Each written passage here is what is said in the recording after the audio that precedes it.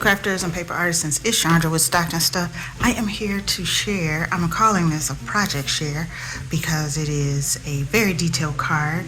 I was doing a birthday card for a little one that loves dinosaurs, and I wanted to do something special because last year I did a stand-up card, topping myself, right?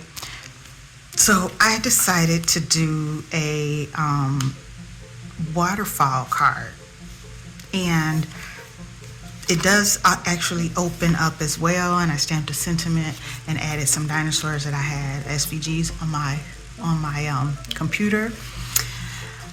Silhouette had a sale in March that I think it was 50% off all of their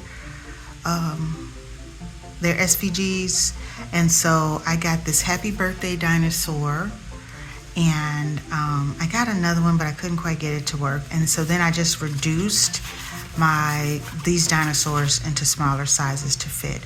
So it is a slider card. I added another little piece here because I felt like I didn't have it low enough on the card and it was hard to reach, but so here's how this waterfall goes. Pull.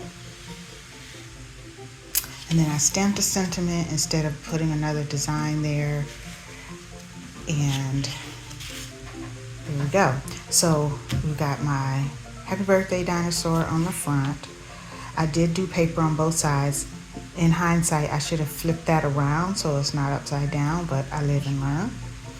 This was the bottom of the paper. Dynamite was the collection of one of the papers. I bought 3 different ones. I had one in a 6x6 that was Echo Park, and then I bought 2 more dinosaur papers from a cherry on top right before I did the card.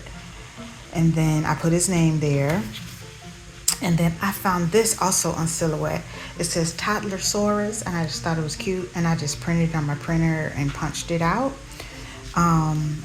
It didn't, even though I paid extra for the SVG, my Cricut did not like it, so I wasn't able to get it to cut in there. I reduced one of my other dinosaurs and put a 3. He's 3 years old. This was a cut apart in that 6x6 set, and this is the 6x6 paper here. And another one of those dinosaurs. I did this one on this page because it has that, what are these, pterodactyls? So I just tried to match that. And so there's my card. I just love it. I hope he does too. And I just wanted to share that with you. This blue sky paper, which I just adore, is also from a different 6x6 pad that I had.